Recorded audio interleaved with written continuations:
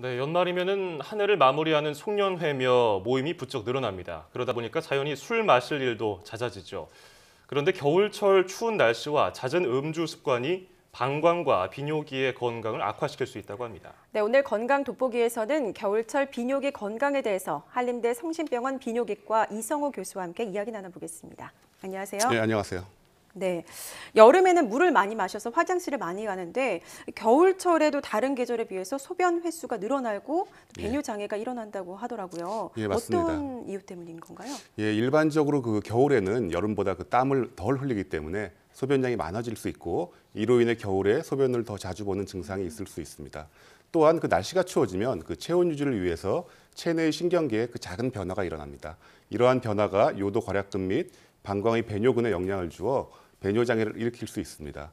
이 외에도 겨울에는 아무래도 춥다 보니까 날씨 때문에 요의가 있어도 소변을 조금 더 참게 되는 일이 많은데 이러한 배뇨 습관의 변화가 방광 기능 저하로 이어져 갑자기 소변을 못 보는 요폐 증상까지 일으킬 수가 있습니다. 정확하게 배뇨 장애에는 어떤 증세가 있습니까? 예, 배뇨 장애의 증세는 크게 그 방광에 소변이 찰 때 느끼는 그 저장 증상과 소변을 볼 때 느끼는 그 배뇨 증상으로 나눌 수 있습니다.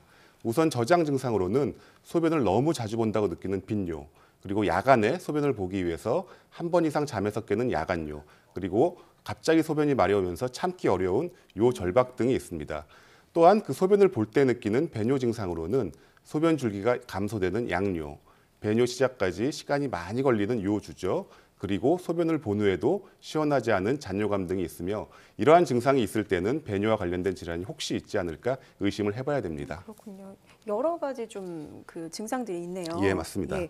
근데 유독 겨울철에 심해지는 비뇨기 관련 질환에는 어떤 것들이 있습니까? 예, 일반적으로 배뇨 증상이 동반되는 모든 질환들은 대개는 겨울철에 증상이 심해지는 경향이 있습니다. 특히 그 여성에게서 많은 질환인 평소에 소변을 자주 보고 참기 어려운 과민성 방광과 중년 이상의 남성에게서 주로 발생하는 이 전립선 비대증은 특히 겨울철에 증상이 심해지는 그런 경향이 있습니다. 예. 전립선 비대증 갖고 계신 분들은 굉장히 고통스러워하시던데 예. 이 환자들의 경우 감기약을 잘못 먹으면 위험하다고 하던데 어떤 예, 겁니까? 맞습니다. 실제로 그 저희가 임상에서 그 전립선 비대증이 있는 남성이 외래나 응급실에 갑자기 소변이 안 나온다면서 방문하는 경우가 종종 있습니다. 예. 이때 저희가 꼭 확인하는 것 중 하나가 그 감기약의 복용 여부입니다. 보통 감기약 성분 중에는 감기 증상의 완화를 위한 교감신경 활성제라는 성분이 포함이 됩니다. 하지만 이러한 성분이 요도 괄약근을 수축시키는 작용이 있기 때문에 갑자기 소변 보기가 힘들어지고 심하면 소변이 한 방울도 안 나오는 요폐까지 발생하게 됩니다. 예. 이러한 이유로 그 평소에 전립선 비대증이 있으신 분들은 감기약 복용 시 항상 이러한 성분이 포함되어 있는지 주의가 필요합니다. 그렇군요. 지나친 음주 후에도 배뇨 곤란이 오는 경우가 있다고 하는데 오히려 좀 더 많아질 것 같은데요. 어떤 이유 때문인가요? 예, 맞습니다. 감기약과 마찬가지로 이 음주도 겨울철에 상당히 조심을 해야 됩니다. 이 음주 후에 그 소변 보기가 힘들어지는 경우는 일반적으로 과음을 하게 되면 소변량이 갑자기 많아지고 예. 방광이 과도하게 늘어나게 됩니다. 또한 술 기운으로 인해 요의를 느끼는 그런 능력이 떨어지고 소변을 결국 오래 참게 되고 이로 인해 방광의 수축력이 많이 감소하고 이러한 모든 것들이 모여 배뇨곤란 또는 요폐까지 발생할 수가 있습니다. 예, 술 겨울에 정말 적당히 드셔야겠는데요. 예, 맞습니다. 뿐만 아니라 배뇨 장애하고 고혈압하고 좀 상관관계가 있나 보군요. 예, 여기에 대해서는 예전부터 이 전립선 비대증, 배뇨 장애와 이 고혈압이 연관이 있다는 연구가 종종 있어 왔고 또한 설득력 있는 이론도 많이 제시되었습니다. 하지만 예. 아직까지 이에 대한 증거 자료가 부족하고 두 질환이 아직까지는 연관이 있다고 말씀드리는 건 조금은 어려울 것 같습니다. 예. 하지만 그 배뇨 장애 환자는 이 당뇨, 고혈압, 고지혈 비만 같이 여러 질환이 한꺼번에 나타나는 이 현대 질환인 대사증후군과는 밀접한 연관이 되어 있고 특히 이 배뇨 장애 환자에서는 발기부전의 발생률이 굉장히 높다고 밝혀져 있습니다. 그렇군요.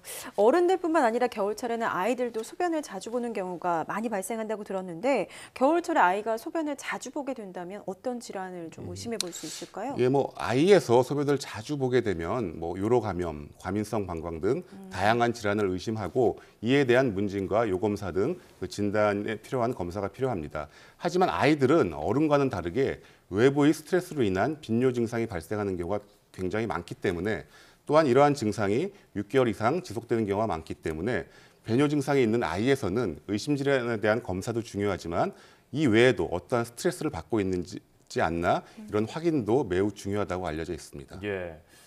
근데 배뇨장애라는 것이 증세가 여러 가지이기 때문에 예. 어떤 음식을 먹었을 때나 뭐 정신적인 거나 뭐 몸의 상태에 따라서 좀 달라질 수 있지 않습니까? 정도 차이가. 예, 맞습니다. 그렇기 때문에 이게 내가 병원을 가야 되는 건지 아니면은 좀 기다려야 되는 건지 모르겠거든요.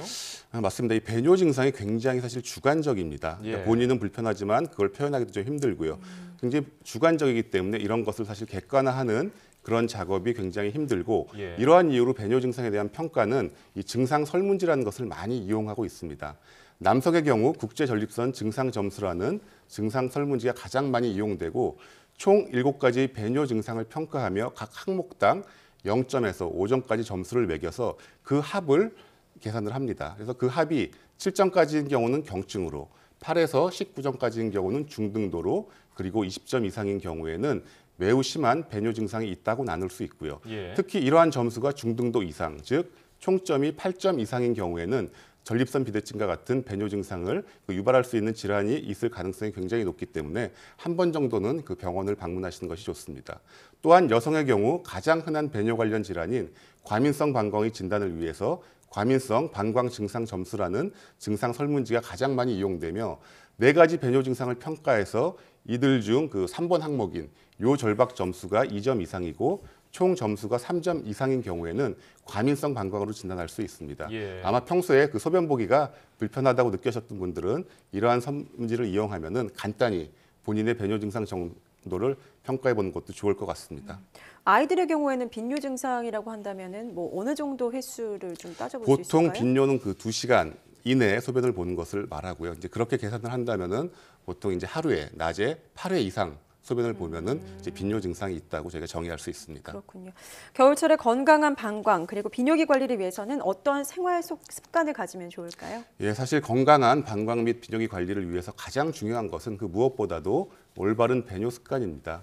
평소에 요요가 있을 때 화장실에 가지 못하고 소변을 참는 것이 이 누적이 되면 방광의 근육이 비대되고 예민해지면서 배뇨 장애가 오는 것이 보통이고 이러한 습관을 교정한다면 또 예방 및 치료가 가능합니다. 이외에도 그 과도한 음주나 커피 등 카페인이 다량 함유된 음료를 많이 마시는 것도 좋지 않고 이런 것을 줄이는 건 역시 방광 건강에 좋습니다. 그렇군요. 자, 뭐 오늘 배뇨 장애에 대해서 여러 가지도 알아보고요. 또 우리가 겨울철에 어떤 점들을 조심해야 되는지 알아봤는데요.